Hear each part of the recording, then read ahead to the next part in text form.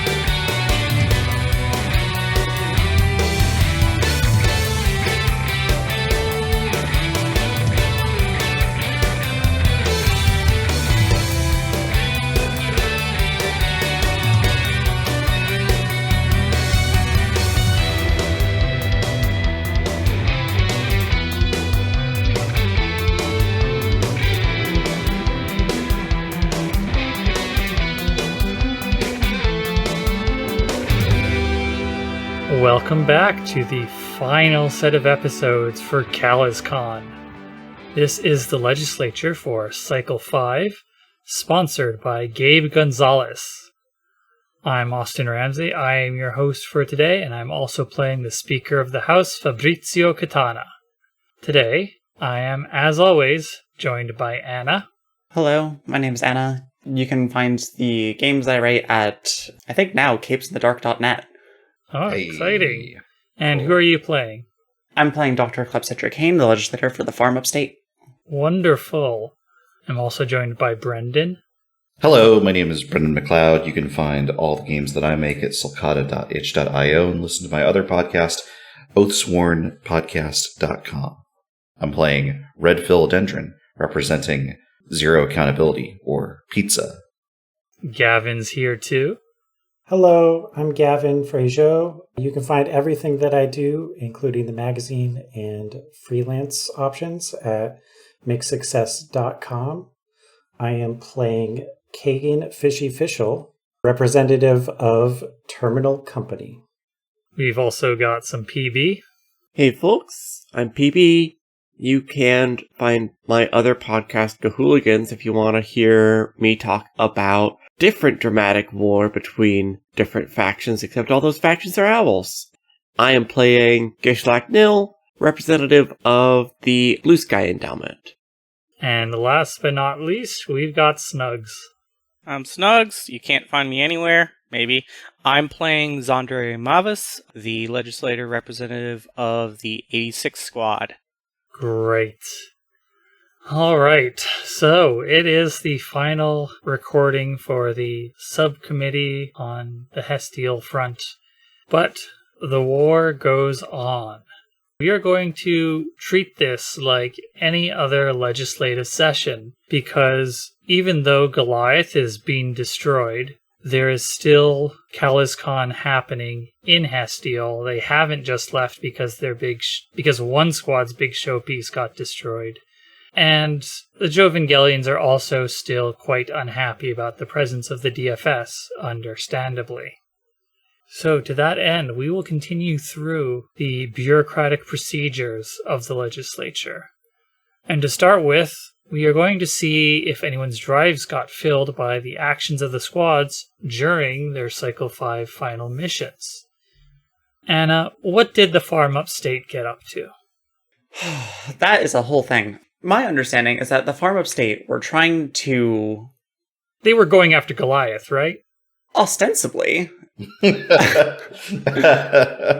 My understanding is that they were going after Goliath in name, but were in actuality trying to meet up with some high-ups from the Rowe Corporation to maybe get some covert arms deals. So they were trekked into the sewers underground, underneath Hestiel, encountered some projections of the Rue Corp executives, who are also one of the player characters' parents, if I'm not mistaken.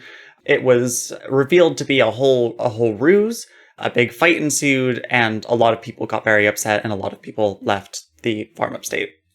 Yeah. Yeah, it's a very fun interpretation of what happened. Uh-oh. So, side note for future, we are well into editing at this point, and so I have actually heard all of the final missions for everyone. Oh. So I know what actually happened. But I am not going to countermand any descriptions from y'all.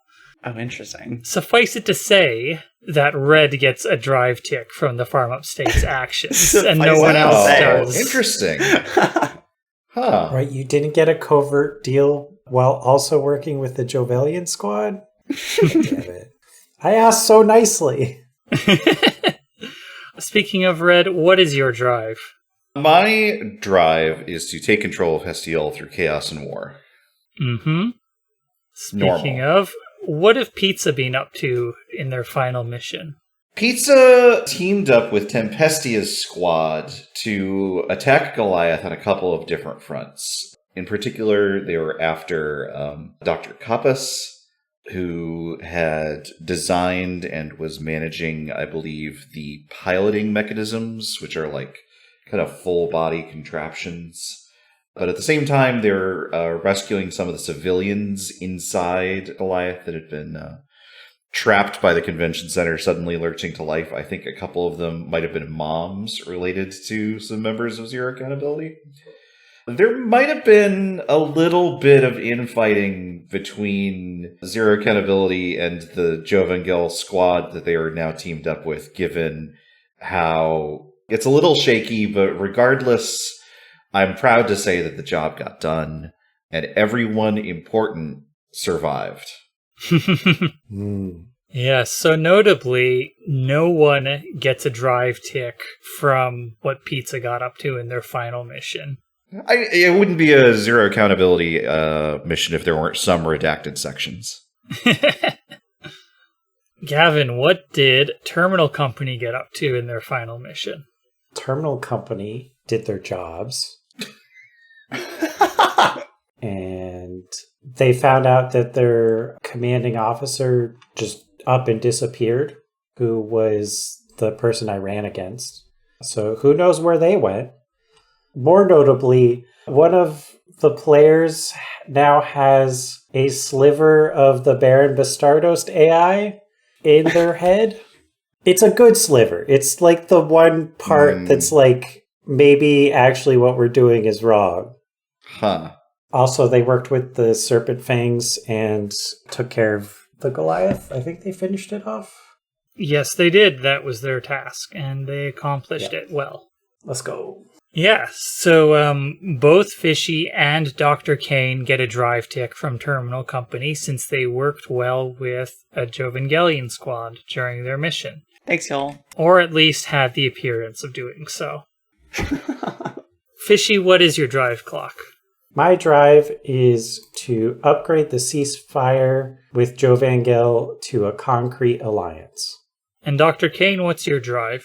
To win the hearts of the people of Hestiel to the side of the DFS. That's a drive that has only gotten funnier over the course of the game. PB, what did Blue Sky get up to? According to the reports that came in on my desk, Blue Sky Endowment were not directly aboard Goliath, but managed to infiltrate a big ship orbiting Goliath. They managed to infiltrate it. They managed to gain control of it. They had to deal with some AI versions of that same Baron Bastardos. Sounds like it ended with a hologram duel. Ooh. Potentially maybe some Calazar enemies to Lover's Yowie. I don't have the details here, I'm afraid. But they managed to get a bunch of civilians away from Goliath with that ship, which no one ever told me the name of. I really need to talk to Havoc about including some details in these reports. But I do know that we did tragically lose one of the members of our squad who sacrificed themselves nobly to help everyone else get away on the ship. Their main objective was to help civilians escape from Goliath, which they were able to accomplish. And thus they gave another drive tick to both Fishy and Dr. Kane. Thank you for your service. And while we've got you here, PB, what is Gishlak's drive? So I just want to check, like, were any of those civilians, like, I don't know, important people in the Calazar writer's staff, maybe? Or, you know, like, producer. My drive is to become an executive producer on a Calazar series. I've gotten 1 tick on that the entire game. That feels correct. If we could have negotiated with Goliath, I feel like we could maybe have gotten some ticks there, but, you know, so it goes. No, unfortunately not. You, not getting any ticks from the final missions, I'm sorry to say, PB.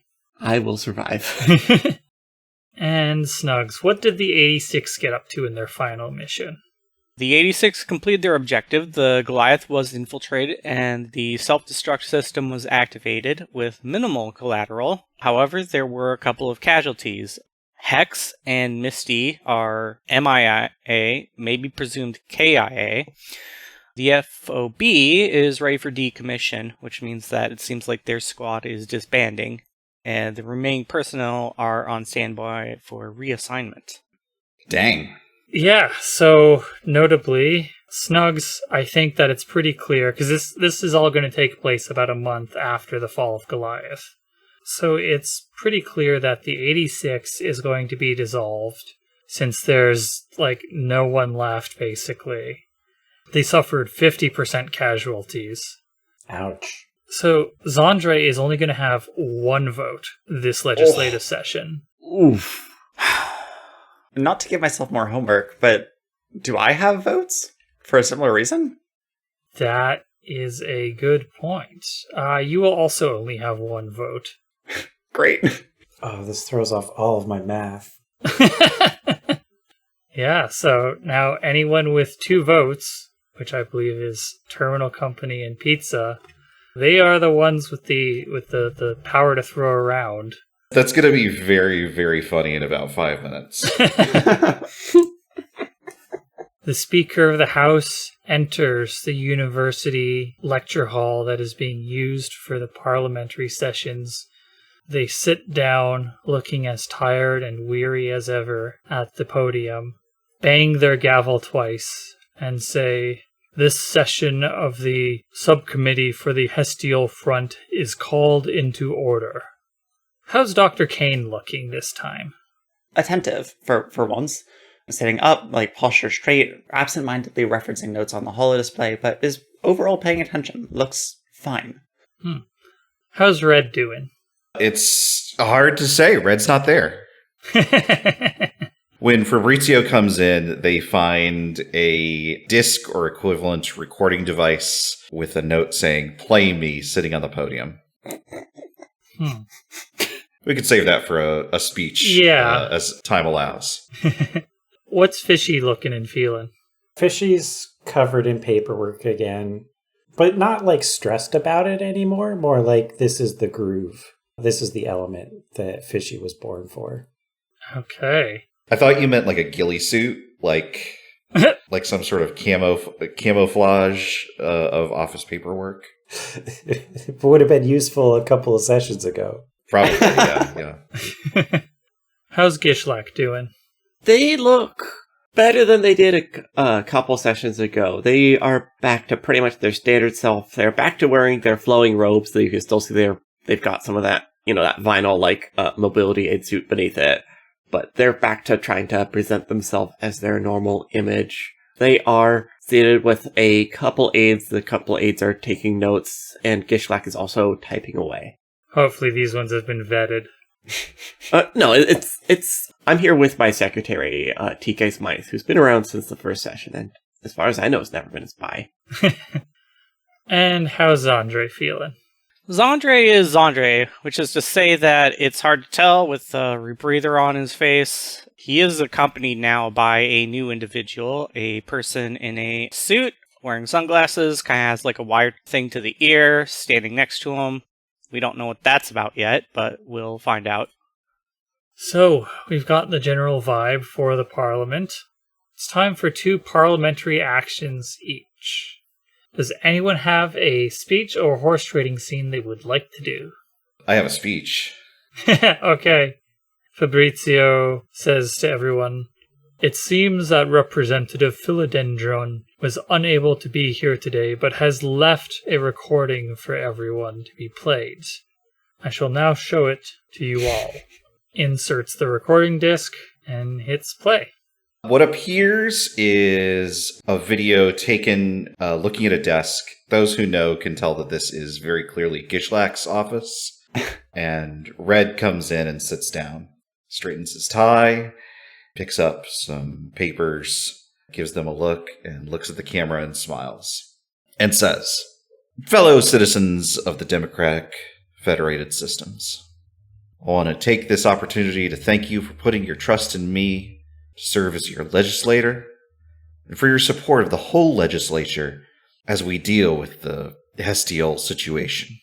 I have tried my best to serve the subcommittee and my fellow legislators in my own peculiar way. I want to thank the DFS for entrusting me with the new position of ambassador to Jovengel, in the hopes that we can turn our armistice into a real, lasting peace between our peoples. Our cooperation against Calazar forces has shown that we can do great things together, and I am excited to do my part in bringing us closer together. I will miss my time in the legislature, representing the citizens, but I will of course be resigning as legislator to take up my new position as ambassador, representing the interests of the DFS in my own peculiar way." And he winks at the camera and it cuts off. Fabrizio's reaction, they're sort of surprised. Clearly they hadn't heard anything about this appointment. Yeah, I wonder why. They remove the disc, put it back in the case, and prepare for the rest of the session to move on. What is Dr. Kane's reaction to this? She has a wry smile that she's trying to hide and shakes her head a little bit. I get a new belief with Red as a result of this, right? Yes, everyone does. New belief. That clever bastard. Fishy, what's your reaction to the speech? Pretty excited. Red's very good at the talking with other people thing. Red doesn't know it, but he's actually very good at connecting disparate groups together, and I think he'd make for a great ambassador, actually. Do you have any That's my belief. Ready? That Red would make a great ambassador, actually. What is Gishlak's reaction? Gishlak is pretty peeved. They are whispering to Smythe like, "Okay, how did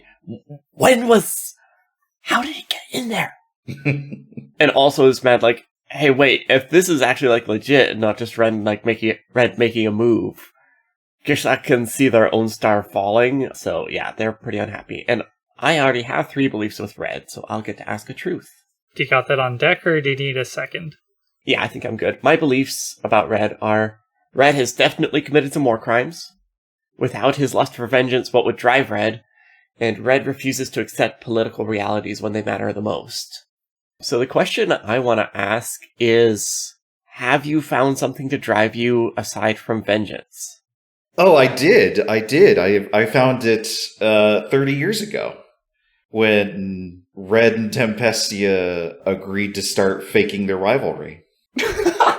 I would love to know how Gishlak learns this, whether you leave something in their office or whether there's something here. Oh, I don't know. Sure. You really want to find out, like, how I got in there, and so you ask Fabrizio for the whole video to, like, scrub through it and look for clues.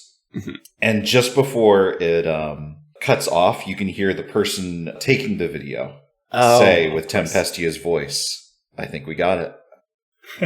All right, let me think for a second. I'll come up with a new belief there. Okay. Very much a bit of a Kaiser Soze moment there. Zendre, what's your reaction to this speech?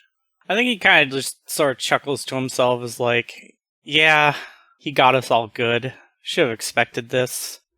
I think my new belief, well, my connection is full, but I think my new belief would be...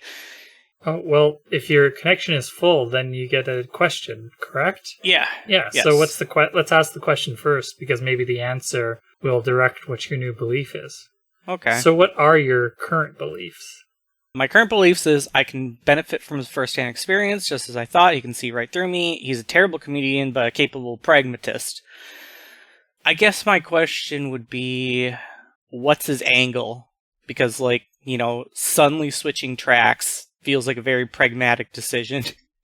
I think in the language that Red used to explain why he's suddenly in a different place doing a different thing, you can sort of untangle that Red works best, yes, when he's talking to other people, yes, when he's connecting people, but preferably not on camera, not in a place where people can record or track or monitor the things that he's doing out in the open. And when he saw an opportunity to do things behind closed doors, whether that was a legitimate opportunity or not, he sprang at it.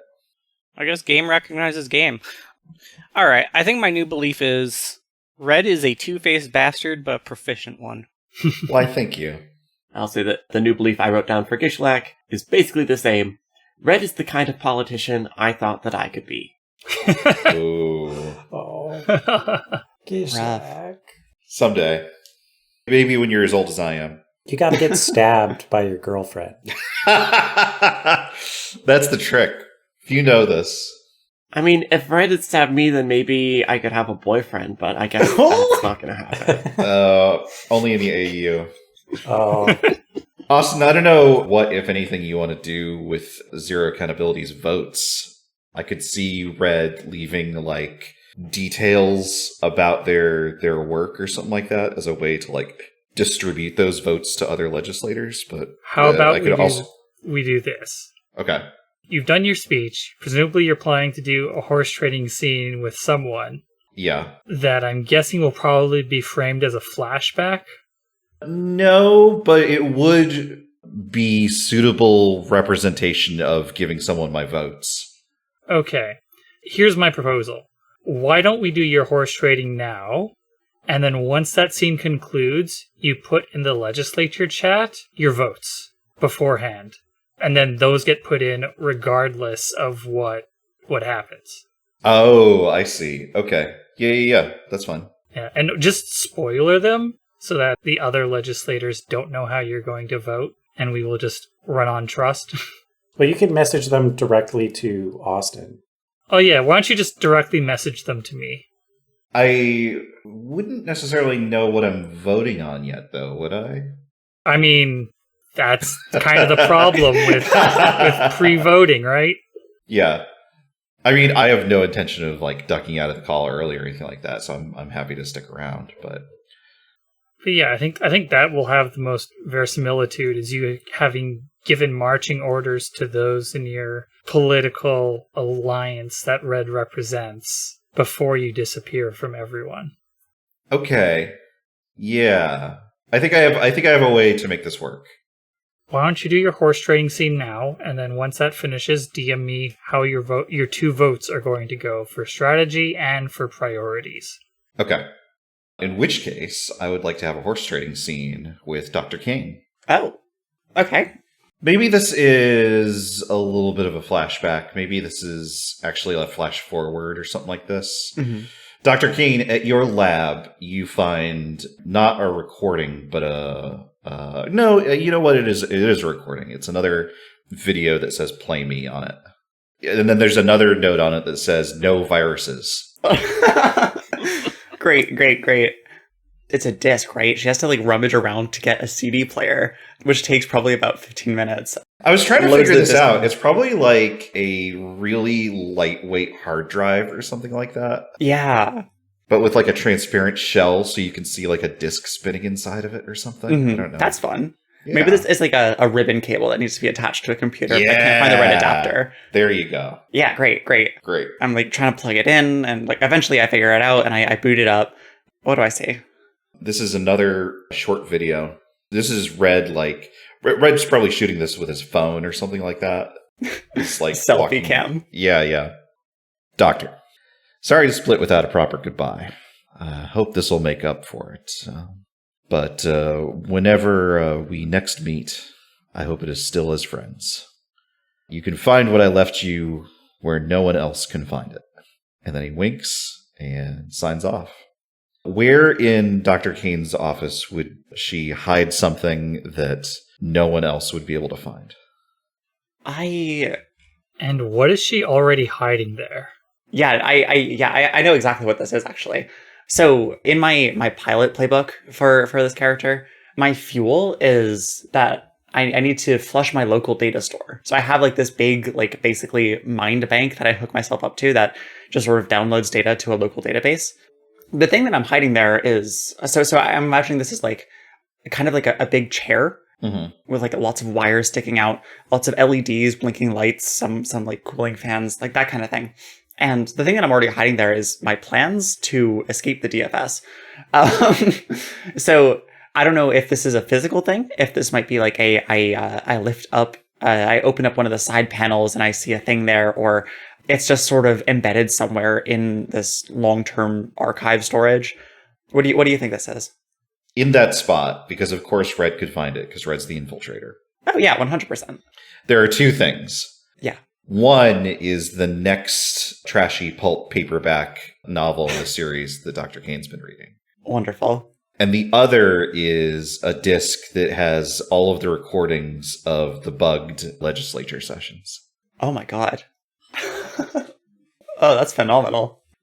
Yeah, there's like probably an extended sequence of like listening through this, piecing together bits of information, trying to get like all the information that Red had up until the point of his departure.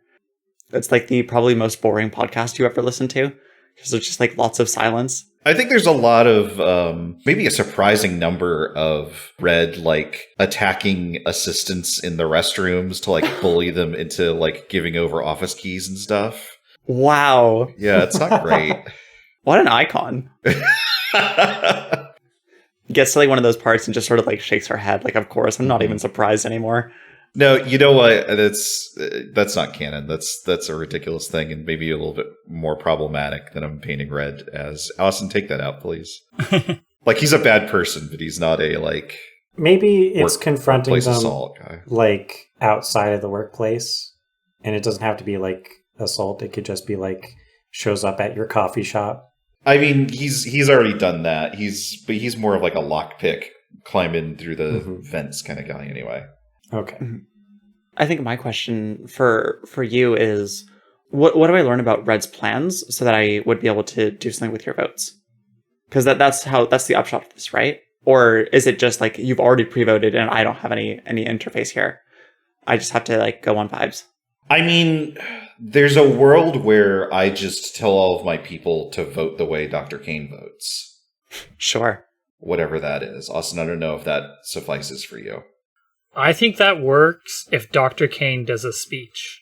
But otherwise, I don't think it does, because there's not going to be a way for them to know. Anna, how do you feel about that? I have a little bit of flexibility with one of my scenes. I know I need to do a horse trading with someone, but if you needed something, I might be able to make that work. So what I'm going to say is that, Brendan, you send me what your votes are right now. And then if Anna chooses to do a speech before we get to the voting period, then what you sent me will be null and void, and Anna will get your 2 votes. Okay. All right. So that way, we'll leave the ball in Anna's court, and if she doesn't feel up to doing a speech, or if it doesn't make sense for Dr. Kane to do one, since Dr. Kane is generally being speech avoidant, except to sell arms, then that's fine too. Yeah, I think before I decide to make a speech or not to make a speech, I want to get a little bit further into this session and see where everyone else lands on that. That's reasonable. Do you get a new Red belief? You should get a new Dr. Kane belief too, I think. That's probably true. I don't know if that matters for you, but I think... It does. So. I have 3 Dr. Kane beliefs. Great. And I have 3 Red beliefs. So no, only the legislator that initiates the horse trading gets to add a connection. Okay. Well, Snaps. Then I will get yours go. now. My 3 beliefs for Dr. Clepsydra Kane are: the good doctor has altogether too much faith in humanity. The good doctor knows the value of a powerful asset. The doctor's better at playing this game than I am. I'm going to ask about the first one. Do you have too much faith in humanity? Or has that faith waned in the time since we've met each other. Yeah, this is very easy. In short, no. She does not have faith in humanity. Not like in a she is a robot and not a human way, but in the way that she just is disillusioned with the DFS, doesn't think that this bureaucratic structure does what it needs to do, doesn't think that these people working together can actually make a difference the way that they need to. There's just no point in it. And I think you find this out when you're planting this thing. You happen across a data, like a piece of data, like an imagining. Part of this fuel for Dr. Kane, I have always imagined as like a kind of manual dreaming. And it's one of these like imaginings, these dreams that you happen across, maybe through like an accidental viewing screen or a readout. And it's this hopeful future of cutting ties with the DFS and venturing out into the vastness of space. Not a legislator anymore, not like tied to this military hierarchy, just out there somewhere. For sure.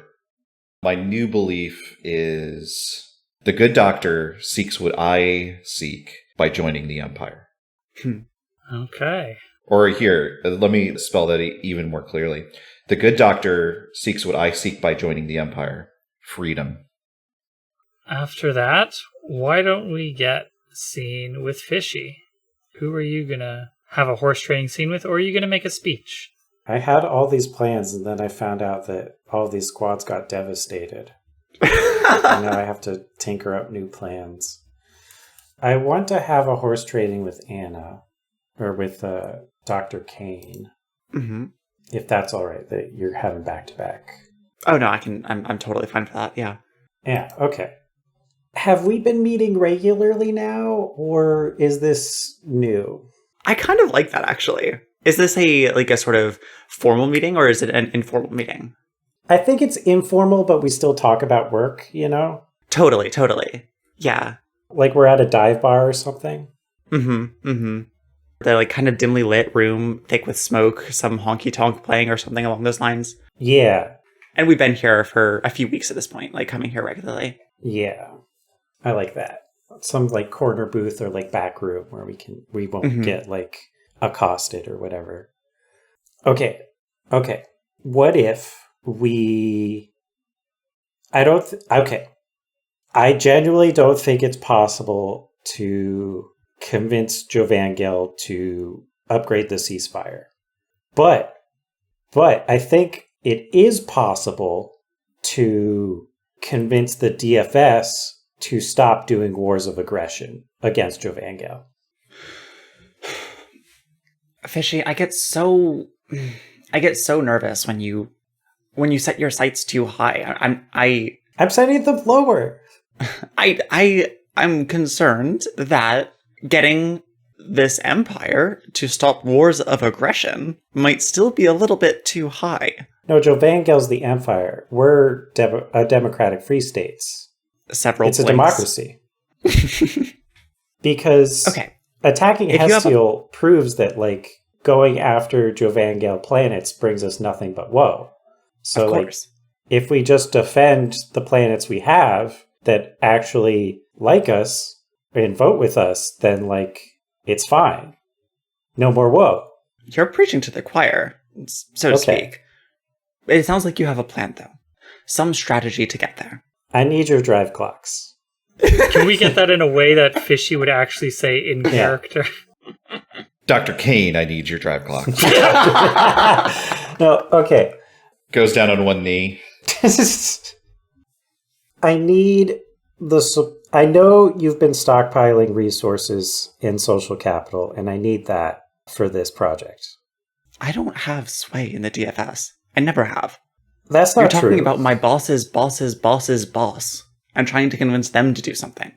Your boss's boss's boss's boss is your squad. We're legislators. I don't have a squad anymore.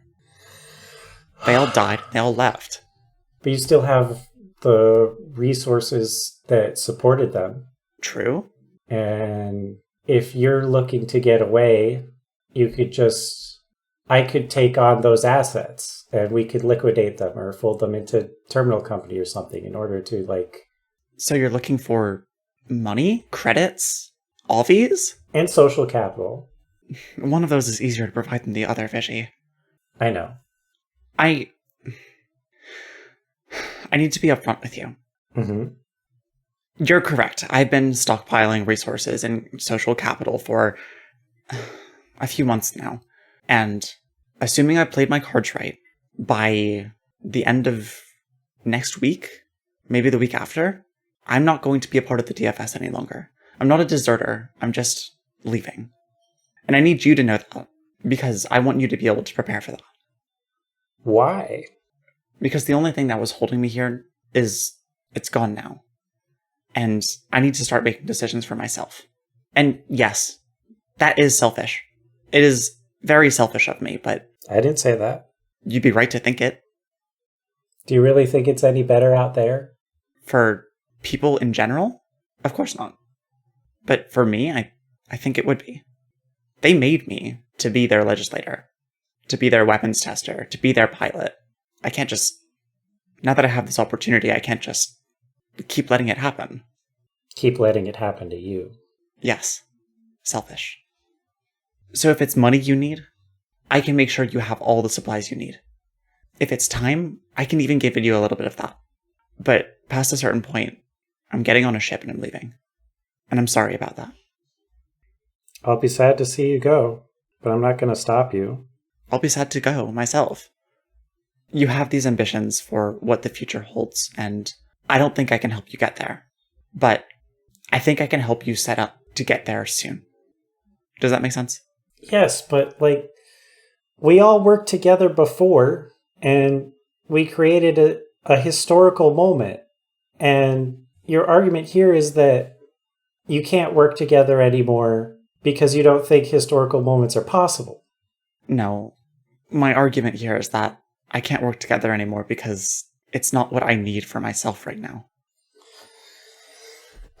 That's hard to argue with. It took a long time to come to. Like I said, I don't love it, but it's what I need to do. Well, if I can't have your drive clocks.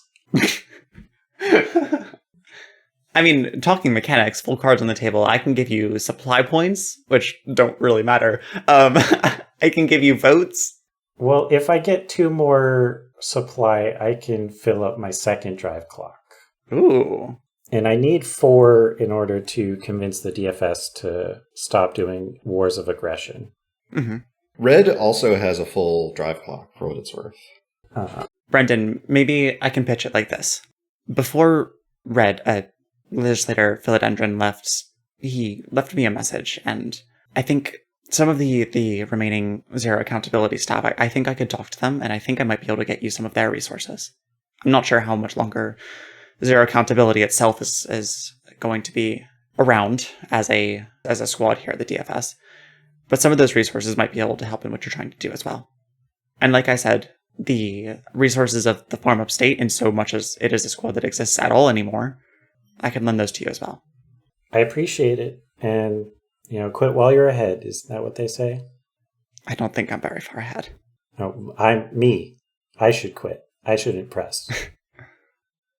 Do you know when you're going? The timeline's flexible. I still need to confirm that I have access to a ship at all. But I think it'll be okay. I think it'll happen. TC has, I think, all of the spaceports locked down now. So if you need a way out, I can help you there. Dr. Kane lets out a very shaky breath. Thank you. I think that's seen, but also what are we actually trading here? Yeah, so mechanically, you need some supply to be able to get a drive clock. I am happy to make a speech. The thing that I wanted to do is have a scene actually with Fishy, so this actually frees up one of my actions, and I can make that speech to convince Zero Accountability to vote the way you want. Okay. So I need to know where you want me to vote, and I need to know how much supply you need. If only there was a way to vote for TC to just absorb all of the ragtag bits of squad left. That's really funny. 3 drive clocks to change the circumstances of a squad. Yeah, that means I need 7. And by then, I might as well just get 8 and just end the war. I know. The DFS will just hold on to what it already has. Also, TC will absorb everything else. Yeah. Can I just say, Fishy's going for trying to do some big things that need a lot of drive clocks, but for the low, low price of 2 drive clocks. Side note, it would be very funny if you did absorb multiple other squads into Terminal Company, because one of the pilots in Terminal Company, his drive makes it so that unless it gets paid off with 3 drive clocks in Terminal Company, and they haven't recorded their epilogue yet, so it could happen, but it might not, Terminal Company gets destroyed and everyone in it with it. Wow. Yeah. So Holy it would shit. be incredible if you had Terminal Company incorporate the remnants of like the farm upstate and and the 86 and whatever else, and then they all just fucking die because Terminal Company's cursed fate. It's very grimdark. I love it. Well, if I don't get to 4 clocks, then I'll probably spend the 3 clocks to do that. But it sounds like I'm at 2 with red, with the pizza clock. Yeah, and you have your 2, right? I have 1, but if you give me 2 money... I'm happy to give you 2 money. Okay, Done. It is done. sweet. I have 3 out of 4. Let's go. Okay. And then at some point in the future, I'm going to need to make a speech and say, y'all should vote this way. Oh yeah, voting. I mean, Calazar is still here. We can just say, Yeah, CalazCon's still here. Maybe, like, routing. That sounds like setting the strategy for assault. Yeah. Or maybe just bankroll. Yeah. We're consolidating resources by gobbling up whatever's left of CalazCon. So Yeah, I like that. I say vote bankroll. It is done.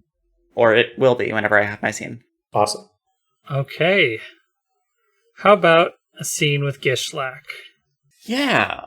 Let's see. What was I planning on? I had plans here, and of course those have also been thrown to the winds thanks to everything going so badly, / not all badly. But it's time for some big moves. Uh-huh. I think that I need to talk. I would like to trade some horses with Representative Mavis. Okay. Yeah, you have been invited to my office for lunch, let's say. Or for tea. For tea, okay. Mavis arrives at the appointed time. Accompanying him is the dude in the suit, black sunglasses, wire connected to the ear. Zendre says, I hope you don't mind the extra company. No, of course. I understand the need for security. I hope you understand that I'm not doing the same because the last time I did that, well, we know how that went. We had those 2 CalazCon infiltrators join my staff. Sordid mess. All Yeah, that. it was quite a mess. I know you suffered some heavy losses in the confrontation with Goliath. You have my deepest sympathies, of course. What's your future look like right now? Is the 86 going to rebuild? No, the 86 is done. That And is- my tenure as legislator is soon to follow, after I finish these final duties. See, that's what I wanted to ask you. Gishlak opens up the laptop they've been typing, tabs away from a text document that you can see is like 80 pages long or whatever, over to several local news sites that are still running headlines about Representative Nill being compromised, Representative Nill tarnishing the dignity of their office, and questions now about whether they still harbor Jovangelian sympathies as well as Calazar sympathies. A lot of, like, negative press about them. I thought maybe my little... I don't want to call it a little scandal, but it certainly was a scandal last couple months ago would blow over. I thought that with the much greater threats we were dealing with, I could prove myself still capable of my office. But now I'm wondering whether it's worth the fight. And I've had this thought ever since I met you in our first legislation session, that you could be the future of the DFS, that you are the kind of person that we need in these halls making these decisions. If I have to face another election, I will not be reelected to represent Blue Sky Endowment. I'm pretty solidly aware of that. That would leave Blue Sky, a squad without a capable representative. And I see here in front of me a capable representative who no longer has a squad. I should repeat myself. I'm soon to vacate this office as well. I know that. But just because you stop representing the 86 doesn't mean you have to leave.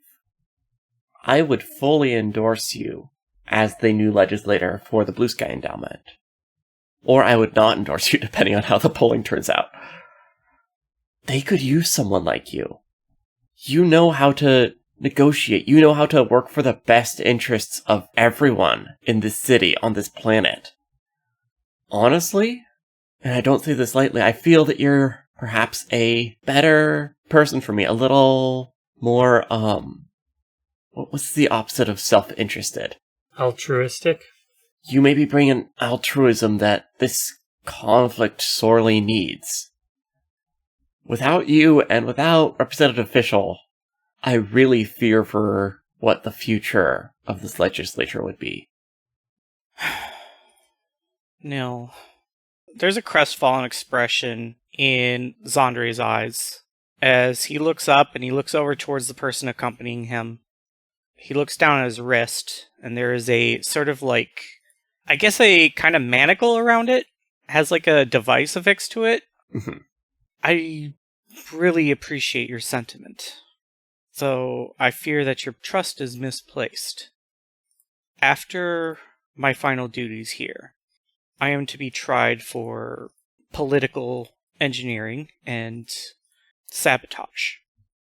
Gishlak's face, which has been hopeful and trying to, inspire and convince, just falls.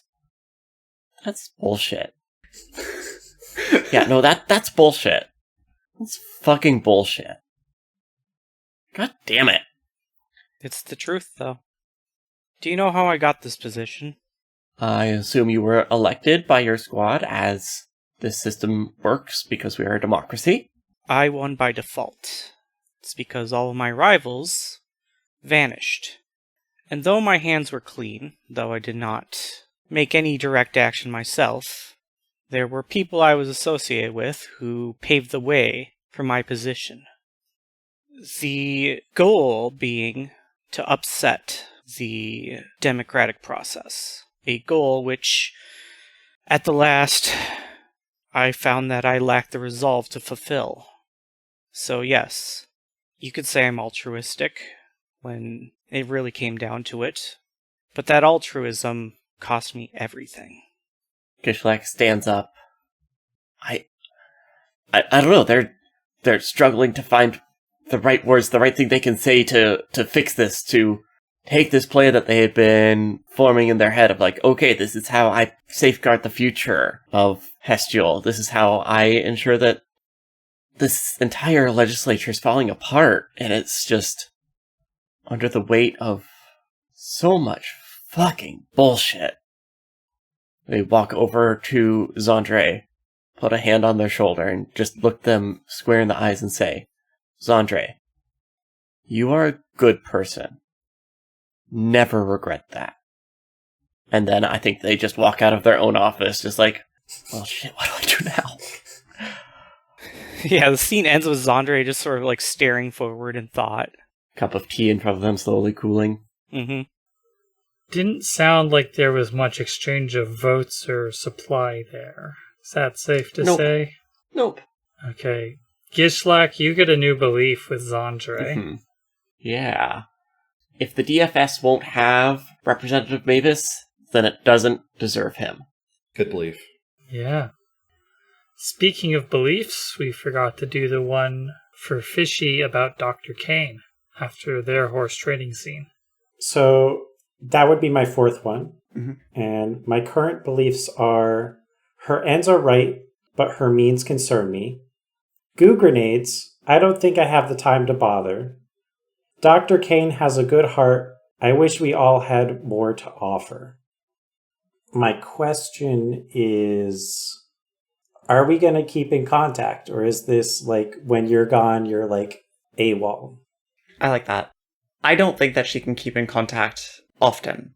I think there has to be a little bit of AWOL-ness to it. But I do think that there's an attempt at communication made. a postcard with a short message sometimes, maybe a letter with no return address, that kind of thing. Or at least that's what she hopes. We'll see how it goes. Cool. But I don't think that for her, this is the end of a relationship. This is just her leaving the DFS. Running away, even.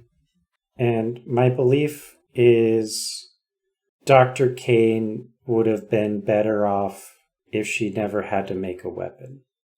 Damn. Let's get a Zendre scene. Are you going to speech a make or horse trade? I don't have anything planned, so I think I would like to horse trade with... You know what? Fishy deserves it. Okay. So where and when? So this was like a long while back, but after the first quote-unquote betrayal, we had that moment where Zendre was like by a sort of like river canal, smoking a cigarette that while back. I think he invites him out there, just for a little talky talk. Okay. I don't know if Fishy actually takes him up on that. Oh, yeah. Yeah. We're there. Okay. So like Zandre's leaning against the railing. Across the street is a black car, or... There are still cars. Okay. Presumably inside there's people watching Zendre. On the other side of the street is a condemned building. Well, you got what you wanted. Thanks for joining me. Yeah, of course. What did you want to talk about? I'm gonna be brief. I don't have a horse in this race anymore. My squad's gone. I don't have the clout to reach my goals. I don't know if that's true, but go on. Soon, I'm going to be evicted from my office. He nods towards the black car across the street. Well, the 86 is still a squad. Like, they're still in operation. I don't think they actually are. On paper they are. They still need a legislator. You're not going anywhere. He shows Fishy the cuff around his wrist with a device on it. After we submit our votes and the die is cast, then I'll be going on trial for...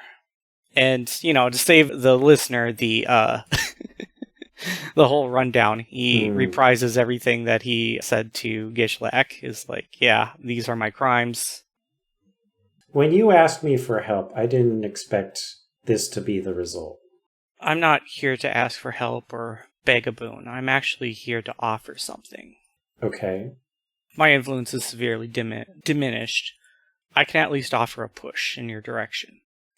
I feel like for how much faith you've put into me, you deserve that much. And I'm willing to give it. Well, here's the thing, Zendre. I've put my faith in you twice, and I've been burned twice. How do I know that this won't be some mistake or deliberate sabotage, for lack of a better word? Like, we've offered to work together. I've tried to get us to work together again and again, and I've done my part. I've put in my half. How am I supposed to believe that you're going to put in your half this time? Because I'm not asking for anything in return. I'm only paying off a debt. Fishy starts writing on his palm. Well, I might as well just hear what you're offering. Out of character, basically he's giving you his drive clock. Okay. Are there any strings there? Or? Nope. Okay. And he figures, you know, it's like, if one of us has to succeed and it can't be me, I might as well, like, help someone else. Okay. I don't like getting things for free.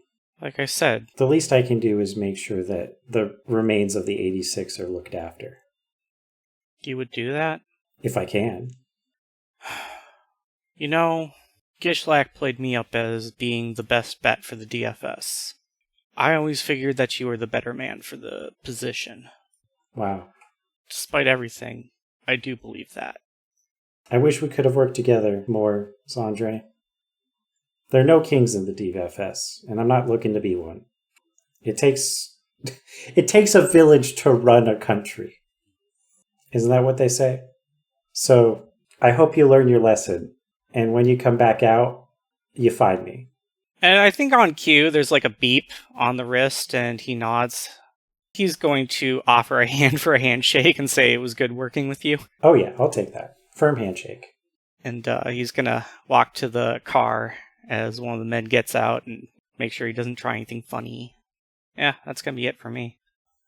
Zendre, what's your new connection belief with Fishy?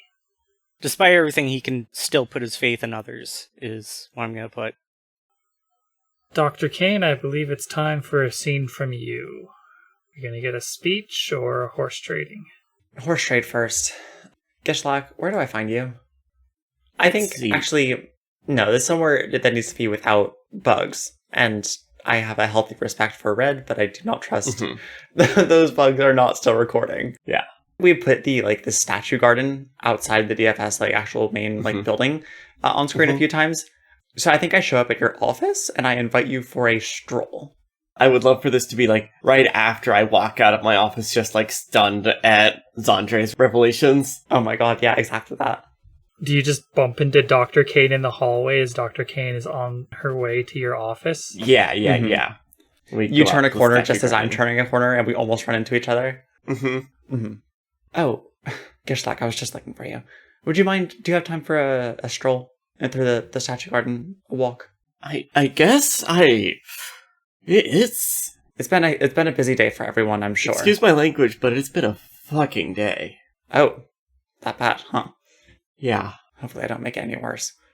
So, PP, do you remember forever ago when we last recorded this game? I think I had a scene with you where I was like, hey, can you get me off of this planet?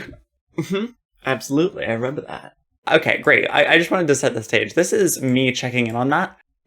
Fictionally, mechanically, I have the drive clocks needed to do this, but I do like the idea that I'm getting my ticket out of here is supplied by you. Yeah. And maybe my access to the spaceport is supplied by Fishy. So I like that. But there's this awkward silence as we begin our walk along, through the statue garden. And I say, forgive the cloak and dagger routine. I just need to make sure that we're out of earshot of any bugs or listening devices. You don't happen to have any progress on that spaceship you promised, do you? I can get it to you within... What's your time frame? I have 2 weeks. Yeah, I think a week and a half, I could easily get them here. Okay. Sorry, I would have had that primed and ready if not for, the entire battle with Goliath and everything. No, Goliath threw us all for a loop. I'm not upset. I have my priorities that I need to make sure I am maintaining. And absolutely. As this is very official DFS business, I need to make sure that I'm able to get what I need to best support our shared mission. Yeah. Well, I am certainly more useful to you right now in terms of having contacts with people who can get you off planet than anything we could do politically. I can tell you that much. That bad, huh? Have you not been reading the news? I read military reports, not tabloid news. Yeah, sites. This is more like tabloid stuff, yeah. No, I'm expecting a snap election to be called pretty soon. I thought I had a good solution for that, but turns out the person I thought could replace me, the DFS does not consider trustworthy. Let me get this straight. In quick succession, I will be leaving this legislature, you will be leaving this legislature, and also Red will be leaving this legislature. Just a second, because that speech from Red would have come after these horse trading scenes, presumably. Oh, good point. So good point. Dr. Kane is the only one who knows that Red is going to be gone. Oh, is that better if I just sort of say that? I'm here for it, yeah. Yeah, I like that. Wait, Red? Oh, sorry, classified. Well, if we're just spilling classified beans, then, Mavis won't be here much longer either. So it's just Fishy. It's just Fishy, and he's a good man, but that can't be all on his shoulders, and... No. From the reports, it sounds like the farm upstate is pretty much dissolved? Do I understand that right? We have our personnel infrastructure, our researchers, some of our technicians, but we don't have a squad anymore as such. Yeah, so you'll be lacking representation, and the 86 is not going to bounce back from that devastation easily, so they won't have a representative. We're not winning this war. I think they might finally have realized this. There's like an exasperated sigh that she gives here. I can't let myself think that. Not while I still have this job. Once I'm out of once the people say they know my services are no longer required, perhaps I could agree with you. But as long as I represent the Blue Sky Endowment, I have to believe that there's a way. A way to do what? To liberate Hestiel, to bring Logel back to peace, to beat back the rank imperialism of the Empire. Gishlak, I have to take a step back. And remember that is why we're doing this. Gishlak, as long as we're being frank, there's been something that I've been meaning to ask you for as long as I've known you, if I'm being honest. Why did you leave? Why does that matter so much to you? It matters because people matter, and I still want to believe there is a better world in the future. There's a better galaxy in the future. And we can get there. Maybe I'm the wrong person to help us get there. Maybe Zendre is, maybe you are, maybe Red is. I'd like to think that Fishy's still maybe one of the right people for it. But I owed it to myself to try, and living my life as an aristocrat in a militaristic empire, there would be no way for me to live without believing that I was making the galaxy worse for every other person in it. That the only thing I could do was leave. That the only thing I could do is try to fight against that rot. And I think I picked the wrong avenue to fight that fight, to tell the truth. Yeah. I thought I was good at this, and then going face to face with the war, well, we saw how it's gone for me. You know, I have a suspicion it might have gone better for you if you didn't try and use military assets to kill one of your rival writers. I have no idea what you're talking about. Neither do I. And if I did have an idea of what you were talking about, I would say that sort of lapse of judgment is why I'm realizing I am perhaps not made for this role. You have a powerful story, Gishlak. You exist as a symbol and an icon for what we could all be, but being an icon is impossible. Nobody can hold up to that level of scrutiny, because we're all people at the end of the day. So, yeah, you're human. Congrats. No one's going to change this war by themselves. I think you're right. Something needed to happen, but I don't think this is the avenue to do it, the venue for it. This legislature it's over. I mean, it will continue to exist, even if it is less functional than previously. A council that makes just one vote is not a council. More people will get elected, more squads will be asked to join, and send representatives.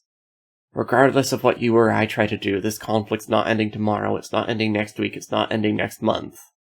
Probably the only thing that could have ended this conflict was Goliath, and we prevented it because the way that Goliath ends a conflict is not the way to end a conflict. Yeah. You see, that guy over there with the hat? And the umbrella. Yeah. Under the brim of the hat, that's where I'll leave you pick up info. Coordinates, passphrase. Okay. I'll check back. It'll all be paper, nothing digital. Perfect. She turns around and reaches out a hand to shake your hand. They shake your hand. Best of luck with however the future treats you. Yeah, I hope you find something better. I hope you find a place that matches your ideals better. You too. Good luck being the icon. Good luck being the good doctor. And that's scene. I think I get a thing with you. A belief. I think I finally understand Gishlak. They're misguided, but at least they care. Sounded like there was not any exchange of anything there aside from narratively. Resources, yeah. Who has another scene they would like to do? I can clean mine up really quickly if you want me to get out my speech out of the way. Sure.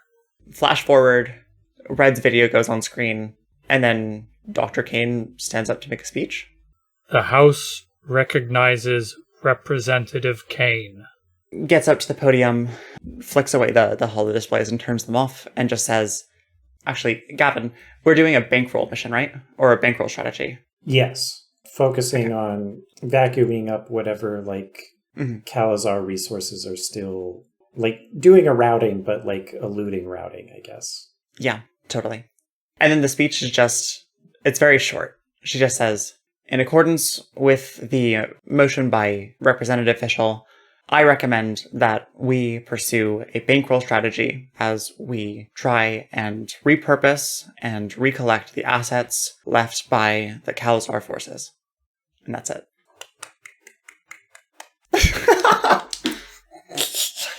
The speaker is somewhat taken aback by the brevity of this speech. So they say, thank you, Representative Kane. There's a dutiful nod, but I think she just goes to sit back down. Fishy, what's your reaction to this so-called speech? All according to plan. I'm gonna win. Gishlak, how you taking this? Sad to see such a energetic person normally just done. Just barely going through the motions. It's sympathetic and sad. Zendre, how you feeling? He nods because, like, he can appreciate the prudence of this tactic, kind of like reconsolidating our resources and, shoring up everything that we have, because the fight is not over, and we don't want to be stretched thin when it starts picking up again. Brendan, obviously Red isn't there, but do you have any things you'd like to input? Red would nod sagely at the soundness of that strategy. We get Dr. Kane looking over to where Red would usually sit, and there's a ghostly Red gives her a nod. So we all get beliefs with Dr. Kane, right? Yes. I already have 3, so I get to ask a question. Ooh. What are your 3 current beliefs? Dr. Kane understands the true purpose of our war. Dr. Kane is an impressive saleswoman. Dr. Kane might be playing me, I should be careful. I think what I want to ask is, seeing Dr. Kane so disillusioned, so done, do you regret building the weapons of this war? Or, representing those that do? Yes, 100%. This gets communicated to you by, she makes this speech, and then over her shoulder, you can see her going through the menus on her holo display, and then just, trashing file after file after file, military blueprints, top secrets, plans for weapons that would have been devastating and destructive, just all getting deleted and wiped. All right, I'll think about how to phrase my new belief. Who else has a new belief about Dr. Kane? Well, I'm filled up.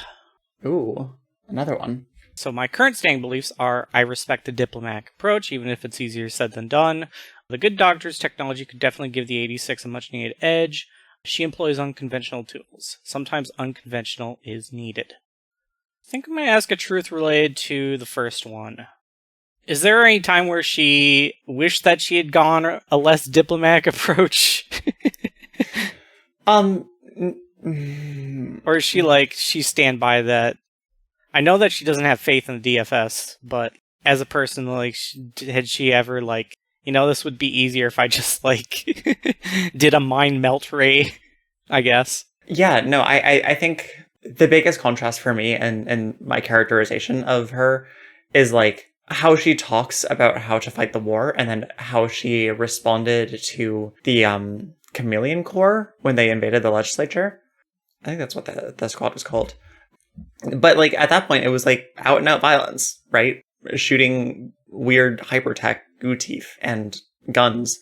And it's that's not diplomacy. For her, it's yeah, there's a necessity for that sometime, but I think she hates it, and I think she doesn't like it, and is upset that it's something that she feels like she's been forced into a lot of the time.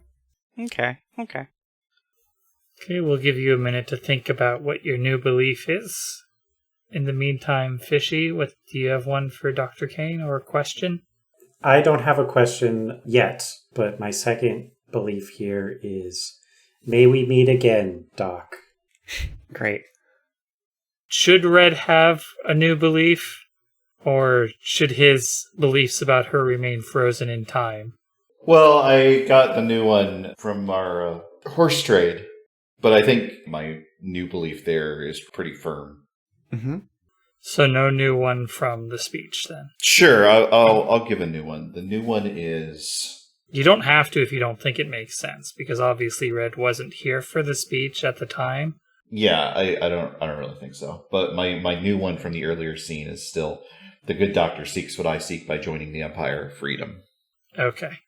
I can say that my new belief about Dr. Kane is Dr. Kane was not built for war. Parentheses, complimentary. That's great. That's really good. Appreciate the double meaning of built. Yeah, right? Mm-hmm. Mm-hmm. Yeah, no, there's some good irony to that. My new belief is that Dr. Kane hasn't abandoned prudency despite everything. Okay. So, who wants to follow up that speech from Dr. Kane? I think I will, now that I kind of have an idea vaguely in my head taking shape and I don't want to lose it. So you're going to make a speech or are you going to horse trade? I'm going to make a speech. Oh. The Speaker of the House recognizes Representative Mavis. Mavis approaches the podium, looks at the few people here in this auditorium, recollecting how many times we've gathered here now. Though we couldn't always see eye to eye, and even though we had friction working together, I do want to thank everyone here today for doing their part for the DFS. Though it might be understated, our duty is no less important. Not just to the DFS, but to its people, its citizens, and, most importantly, those who are to follow. For good or ill, the choices we make here today reflect upon those who will one day take up the mantle. Those who will sit in these same seats and have the burden of choice on their shoulders. I only hope that we were able to do some modicum of justice to our positions. This was a bitter struggle. The Goliath took much from us. And I agree with the doctor that we should consolidate resources and rebuild. However, we should also look to what's to follow after this. Our enemies that we are to engage on the horizon. We still have CalazCon to contend with, and beyond that, this ceasefire with the Empire is tenuous at best. And so, rather than a proposal, I only ask a consideration of where will we pave this road next, for those who are going to walk it. Thank you. No claps after that one, jeez. I was muted, sorry. It was a somber speech. Dr. Kane, what's your reaction to this speech? I think there's a little bit of confusion in terms of, now that she knows that Zendre is being tried through military tribunal, she's trying to work this into a version of Zendre that is trying to make a last play, and I don't know if she knows how it fits together. So I think there's a little bit of confusion, but I think she's intently listening, but just isn't sure where it leads her. Fishy, what's your reaction? Not pleasant. Just a little bit annoyed, I guess. Yeah, we have to think of our next course of action. That's our job. It was bombast to Fishy. We gotta think of the next thing to do without proposing what the next thing is. Gishlak, what was your reaction? There are a couple of tears at the corners of their eyes as they just look at this young, promising person who either is never what they seemed or has just been completely pulled apart by this war. Just grieving what could have been with Rep Mavis. Dr. Kane, do you have your new belief about Zendre? Even despite his imminent demise, Zendre is still trying to make moves. But what does it get him? Fishy, do you have your new belief? I actually have 3 currently. I need to ask a question first. So maybe we can do that last? I also have a question to ask. Fishy, what are your 3 current beliefs about Zendre? Zendre and I need to finish our drives before we get disappeared. Zendre is proving to be a strong partner. I hope Zendre is okay. I need to meet with him more. My question is, why did you disappear your political opponents? Why did you want this job? Really? So, Zendre was chosen by people to basically stir the pot and throw a wrench in the works. And it seemed like he was going to do that first, but it seems like he backed down on that. And then they cut him loose, these people did. and left him basically to fend for himself in a position that was far out of his scope. He only had his own ideals to fall back on, and tried to make the best out of a losing situation. Oh, yeah. How do I figure this out? Maybe in the near future when the trial goes out, there's information that goes out about it as all the subterfuge gets exposed. Okay. All right, so you can think about your new belief based on the answer while PB asks their question. So my 3 beliefs are: Zendre has decided he's doomed. I should avoid entangling my fate with his. Zandre's determination through his despondency is an admirable contradiction. And if the DFS won't have Representative Mavis, then it doesn't deserve him. I guess... Would you have ever run for office of your own volition without people pulling the strings behind you? I don't think he would. I think he would have been content to just help people who he thought were better for the role. Thing is, on his own, a politician he is not. Mm-hmm. That last speech is very telling, because it was very rehearsed and very empty, Mm-hmm.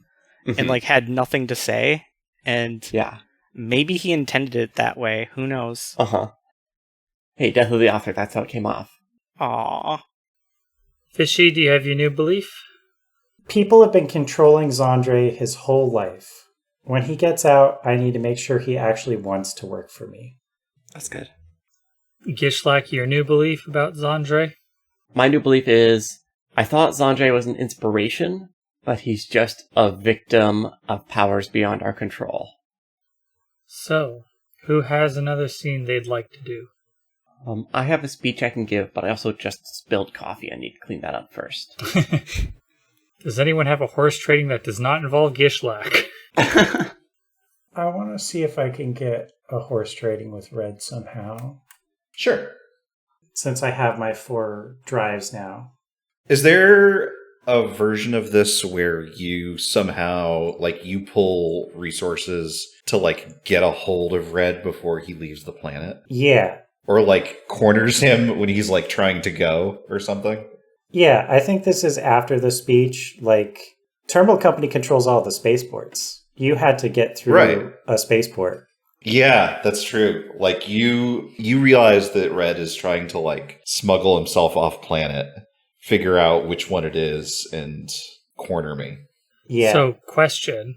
Does this scene take place during a break in the parliamentary session, or before it even happened? So before Red's recording would have gotten played? I think it's got to take place during a break or something like that. Gavin, how do you feel? Well, I was imagining it was after the speech. The voting happens after the speech is in the timeline, right? Correct. I guess the scene I'm thinking of is more epilogue then, but I want it to happen after the voting. Oh, well, we can just... So there will be, during the epilogues, you will have a chance to ask another question about your beliefs about each of the other pilots. So that might be a thing to save for then, if you want it to happen after the voting. I want it to be a scene, though. It still can be a scene. Okay, then this is probably something different. Or maybe we can have it be before the voting. I think that's fine. During a break. That works well enough. Fishy rushing off to the spaceport. Yeah. Sorry, I'm not saying that this isn't viable, but just as a reminder, the legislature is not in Hestial. It is in a different city. Yeah, it's in... does TC only control all the spaceports in the city? Yes. Oh, Terminal Company is not everywhere. My understanding was DFS at large controlled all the planet's spaceports now. They do, but not Terminal Company. Oh, okay. The squads in Hestial represent a very small amount of forces available to the DFS on Logel. They're just the ones that the DFS was able to scrape together from garrisons and get into the theater for the final assault on the city before CalazCon arrived. I see. Okay. Thank you for the context.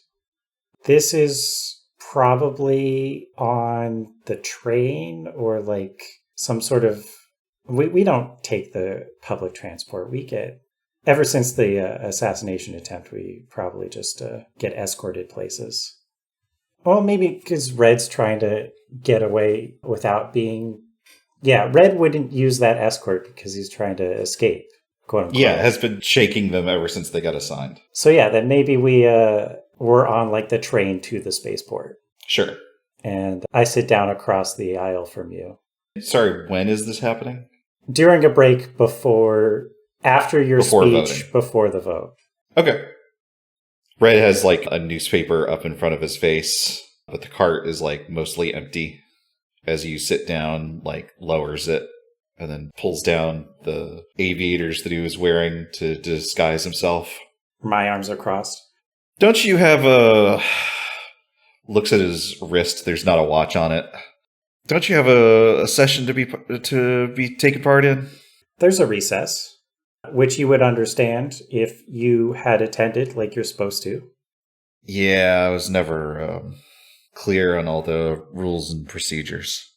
I find that hard to believe. Look, Red, I'm excited for you. This is great. This is a wonderful opportunity for the both of us.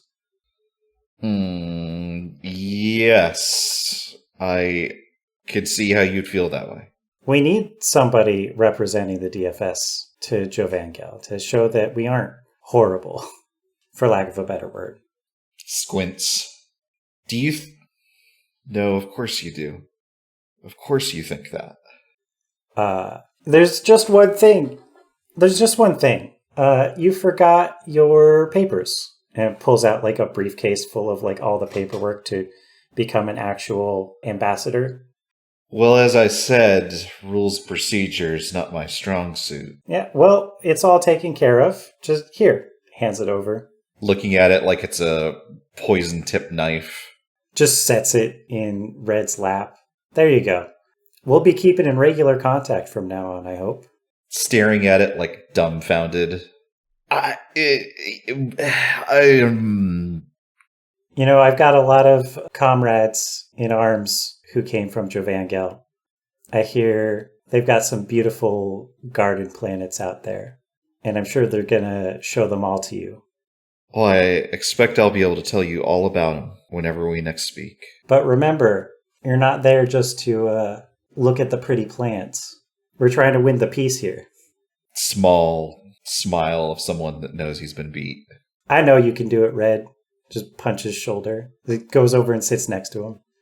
This is an awful lot of paperwork to get done in so short a time. Yeah, well, let's say I was inspired. Ha!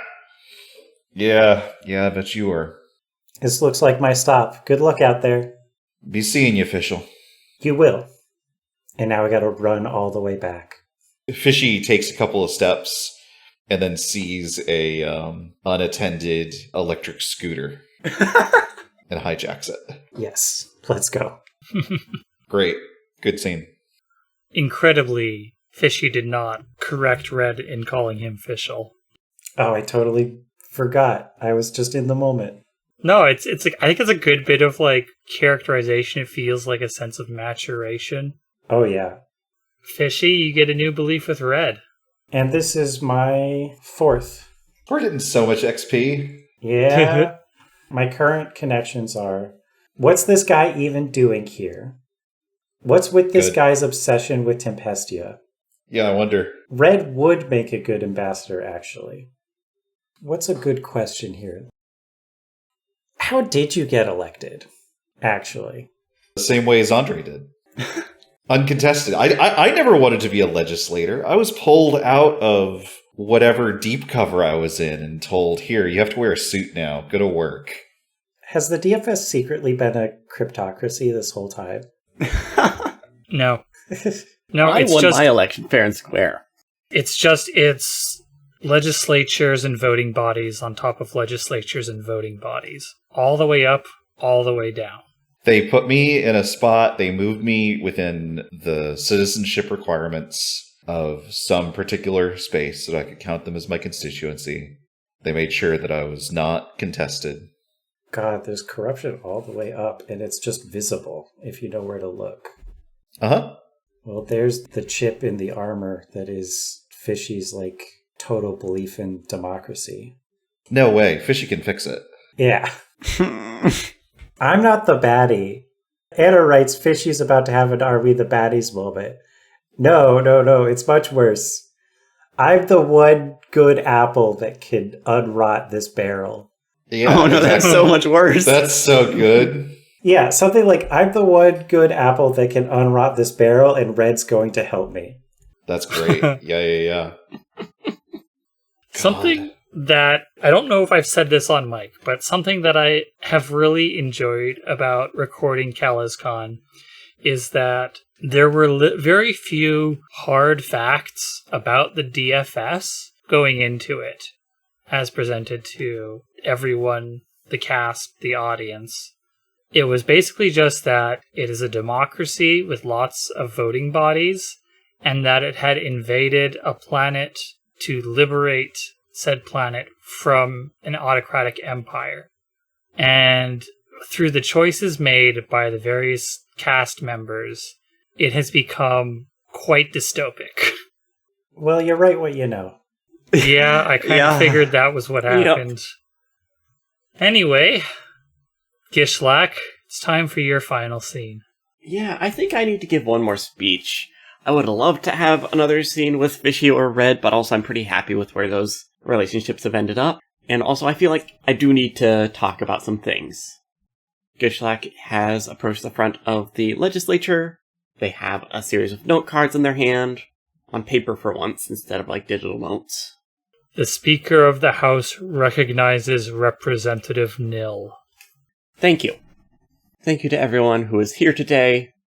I appreciate that all of us legislators understand that even after dramatic, climactic battles and great losses, we still understand the importance of all gathering here to decide on our next steps in the battle for Hestial.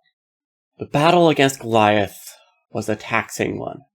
We did win, but not without paying a great price, not only in our own assets, but in lives, in actual living, breathing people who gave their own lives to save everyone in this room, everyone in the city of Hestial, everyone on the planet of Logel, from what could have been complete devastation. As the representative for the Blue Sky Endowment, I need to, in particular, recognize the heroism and bravery of Adrian Weaver. They fought hard and gave their own life so that civilians and their fellow squad members could escape with their own lives. Thank you, Adrian. We are so honored by your sacrifice. And yet, time marches forward. We still do not control Hestial. The city is still not liberated. Our peace with Jovangel is tenuous at best. And while I am hopeful that our continued efforts, especially with our new ambassador to the Empire, can bring us to a peaceful resolution, we cannot take this as a guarantee. Even if we do, we still have the remnants of Calazar left. As much as I'm ready to, again, speak with them and perhaps come to a diplomatic understanding, I do not want to blame every citizen of a nation for the crimes that those at the top decided to do when they unleashed Goliath on our populace. I understand that it is very likely the fighting here is not over. And so, our duty to legislate in a wartime continues. I would first like to state that I intend to propose that the Blue Sky Endowment liaise with some of the shattered remnants of Calazar and try to reach a permanent peace or surrender. I would encourage everyone who has a spare vote to vote in that direction. That is the best use of Blue Sky Endowment. They are our strongest diplomatic arm in the city. They are our best asset to continuing the process from war towards peace. I would also like to say that I understand we are facing some coming turnover in this legislative body. We have already seen that former Representative Philodendron, Ambassador Philodendron, has been promoted, as he well deserves. And I cannot say specifics exactly, but it is my understanding that a majority of this legislature will be replaced with new representatives or be faced with representing squads that are dissolved entirely. It would be tempting to take this as a loss, to take this as a sign that it is time for us to leave Hestial, to let peace be negotiated, maintain a ceasefire. But it is my duty as a legislator to insist that we must stay. We must stay here in Hestial. The DFS can still do good for the Gishlak is tearing up here and there, struggling to get their words out. To stay here for the good of the people, to respect the sacrifices to make it not be I can't. They drop their note cards. They scatter about the floor below the podium. I can't do this. I'm sorry. I'm sorry. I yield my time. Thank you, Representative Nil. Dr. Kane, what's your reaction to that speech? PB, what does it look like when Gishlak leaves the stage? They just kind of shuffle off the stage, like their head down so you cannot see like how badly they are not holding it together. Dr. Kane gets up and walks them back to a seat and then sits next to them. Yeah, they appreciate that. I think I get to ask a question now. Yeah, what are your current beliefs? The more I get to know Gishlak, the less I understand them. If I want to work with them, I'm going to need to watch my back. Surprisingly, Gishlak is someone I can do business with, despite their embroilment. And I think I finally understand Gishlak. They're misguided, but at least they care. And I think my question is going to be, even if you're not going to be a legislature, what does this next period look like for you? I have an easy answer for you, which is, if you have peered over their shoulder at all while we've been in the legislature today, and you've seen them typing, they're not taking notes, they are writing their novel. That's great. That is the next step. They're going to retire and go from politics to literature. That's great. Not starting with a memoir? Oh, I have a plan for this. I'm just saving it for my epilogue scenes. Fair. So we'll let you think about your new belief from that, Dr. Kane. Fishy, what's your reaction to Gishlak's speech? Military pride, but also like a deep pit in his stomach. Like, this is why I ran, was so that people would stop dying, and all of the machinations that I've done and people are still dying. Shit. And do you have a new belief for Gishlak? Gishlak finally tastes dirt. Looks like they don't like it. Ouch. That's good. And Zendre, what's your reaction to the speech? Seeing a person just like overwhelmed by the burden of all of this, there's a bit of empathy there, because Zendre himself knows like how rough it can be to have to shoulder all that choice, especially, when you feel like you're not the best suited for it. Makes his brow wrinkle a bit, watching Gishlak shuffle off stage and kind of retreat into themselves. Okay, and do you have a new belief for Gishlak?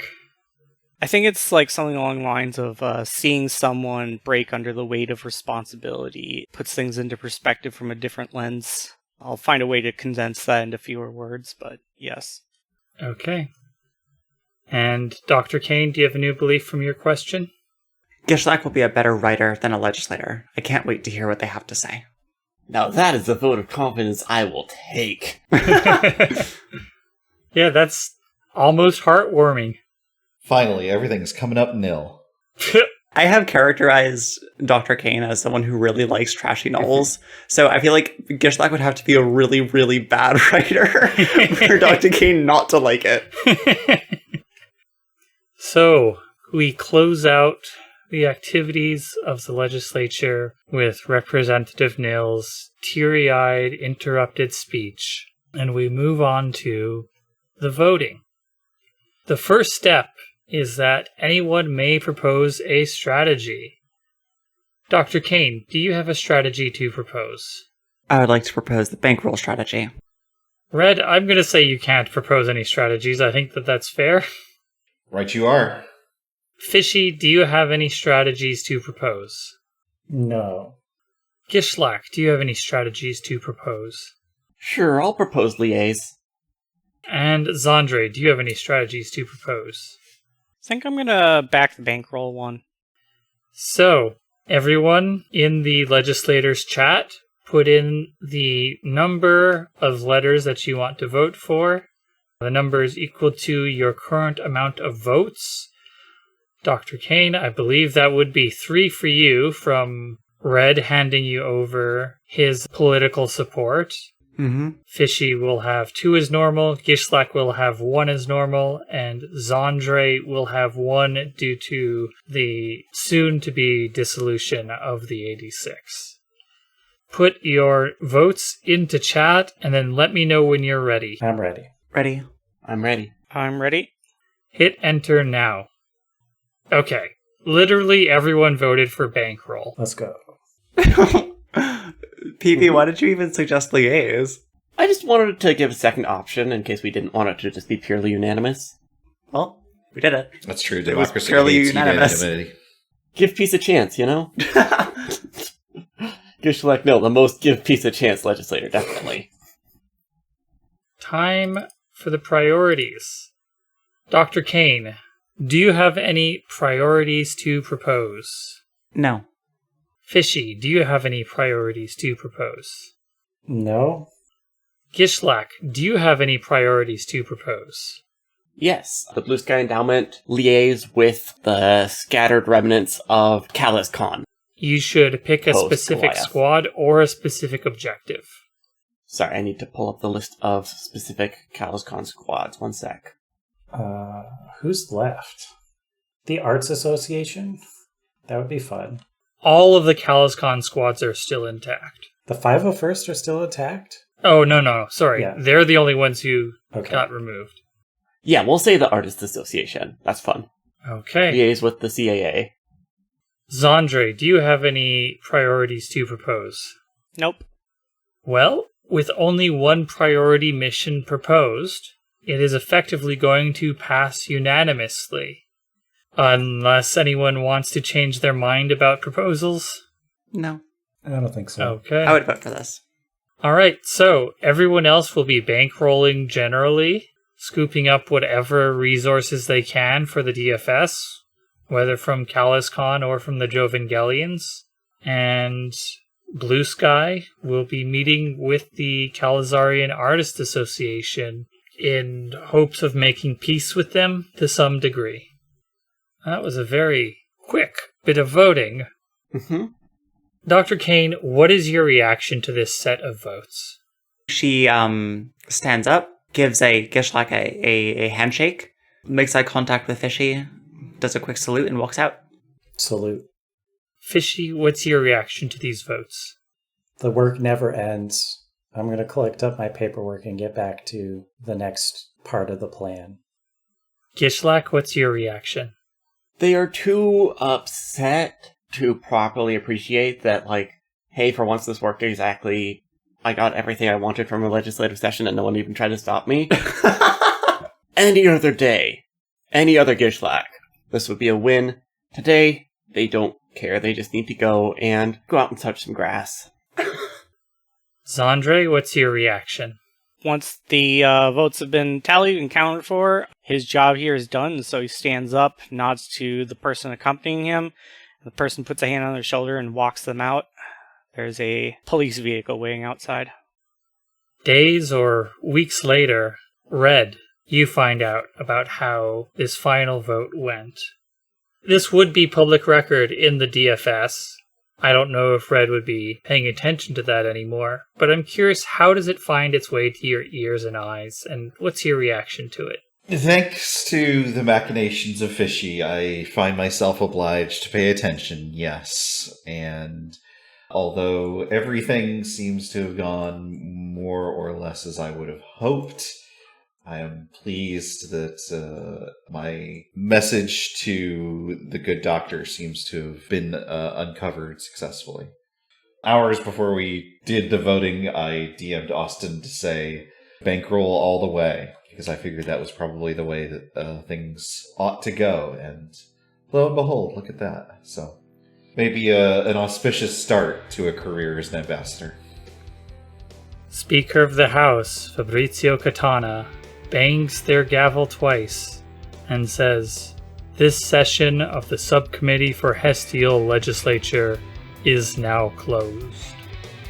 And that is the end of the CalazCon legislature sessions. The bureaucracy of democracy continues onward, with Fishy leading the way in a sense. But we will see what happens to all of our good representatives in their epilogues.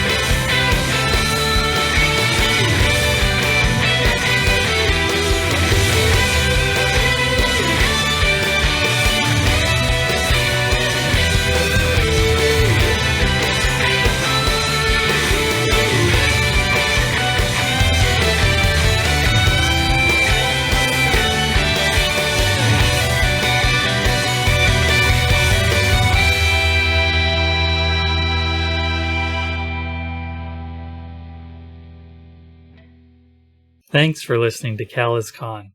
This episode was edited by me, Austin Ramsey. You can find my work at austin-ramsey.itch.io. Sound balancing for this episode was done by Christine Blight. You can reach her for voice acting at CVBlight@gmail.com. The show's music is by Devin Nelson. You can find them on all social media at Devin Decibel. If you'd like to support CalazCon, you can find us on Patreon at patreon.com/CalazCon. Please tell your friends about the show too. Remember, all glory to Calazar.